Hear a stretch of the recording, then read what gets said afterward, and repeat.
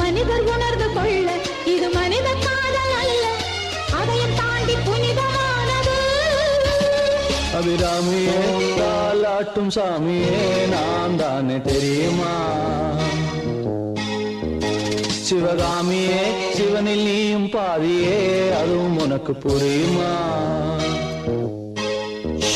சுபலாலி லாலியே லாலி லாலியே அபிராமி லாலியே லாலி லாலியே அபிராமியே தாலாட்டும் சாமியே நான் தானே தெரியுமா?